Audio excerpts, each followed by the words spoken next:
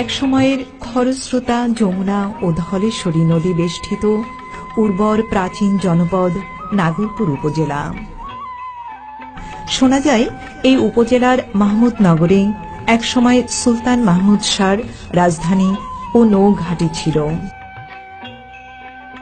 British আমলে নাগরপুর থেকে কলকাতা পর্যন্ত সরাসরি স্টিমার যাতায়াত করত। নদীর নাব্যতা হারিয়ে গেলে নাগরপুরবাসী যাতায়াতে ভীষণ অসুবিধার সম্মুখীন হন। বর্তমানে ধলেশ্বরীতে বহু কাঙ্ক্ষিত ব্রিজটি নির্মিত হওয়ায় সে বিড়ম্বনা দূর হয়েছে। স্থানীয় মুসল্লিদের তীব্র আকাঙ্ক্ষা ছিল নাগরপুর উপজেলার এই দুর্গম্য এলাকাটিতে একটি পাকা মসজিদ নির্মাণের। কেউ এগিয়ে আসেনি। অবশেষে সাড়া দেয় টাঙ্গাইল জেলা পরিষদ। একটি মনোমুগ্ধকর মসজিদ তৈরিতে বরাদ্দ করে 25 লক্ষ টাকা। এই প্রকল্পের প্রাক্কলিত ব্যয় কত? বর্তমানে এই প্রকল্পের প্রাক্কলিত ব্যয় 25 লক্ষ টাকা। কিন্তু এই প্রকল্পের প্রাক্কলিত ব্যয় আমরা যখন নির্ধারণ করেছিলাম এস পার ডিজাইনে, তখন ছিল 28 লক্ষ টাকা। কিন্তু 25 লক্ষ টাকা বরাদ্দ পাওয়াতে আমরা ওই 25 লক্ষ টাকার মধ্যে সীমিত রেখে কাজ শুরু করেছি। কিছু কাজ হয়তো বা বাকি থেকেও যেতে পারে। আমরা চিন্তা করছি যে যদি ভবিষ্যতে বরাদ্দ আসে তাহলে এটা ফিনিশিং পর্যায়ে নিতে পারবো। অর্নামেন্টাল ওয়ার্কে কিছু বাকি থাকতে পারে। আপনাকে অনেক অনেক ধন্যবাদ। ধন্যবাদ আপনাকে। মসজিদের নির্মাণ প্রায় সমাপ্তির পথে।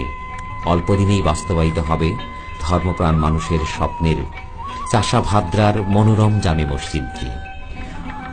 এটি উপেন্দ্র সরোবর। নাগরপুরের জমিদার রায়বাহাদুর সতীশচন্দ্র চৌধুরী ও তার কনিষ্ঠ ভ্রাতা সুরেশচন্দ্র চৌধুরী তাদের পিতা উপেন্দ্র চৌধুরীর নাম চির অক্ষয় করে রাখতে এই বিশাল দিঘিটি খনন করেন। 1341 বঙ্গাব্দে 11 একর জমির উপর 12টি পাকা ঘাটলা বিশিষ্ট এই দিঘিটি খনন করা হয়।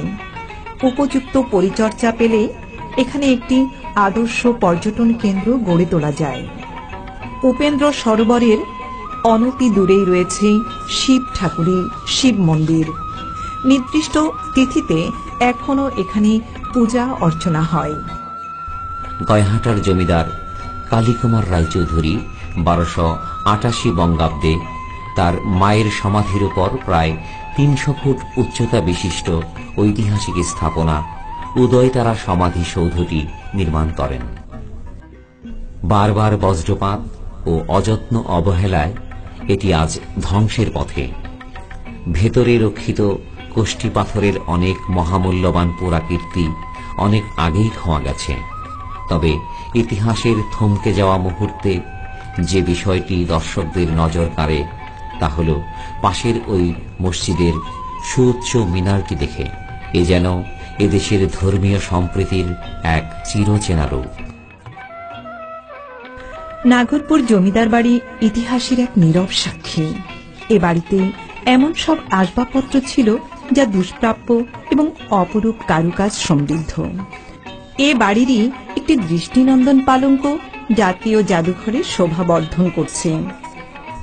এখন এই বাড়িটি মহিলা কলেজে রূপান্তরিত। এই যে শিক্ষা প্রতিষ্ঠান, সমৃদ্ধ উপজেলা সদর,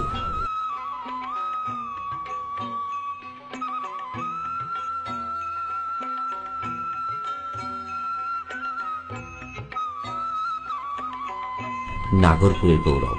কিন্তু দুঃখের বিষয়, টাঙ্গাইল জেলার প্রতিটি উপজেলা, শহর, পৌরসভা হয়েছে, ব্যতিক্রম শুধু নাগরপুর।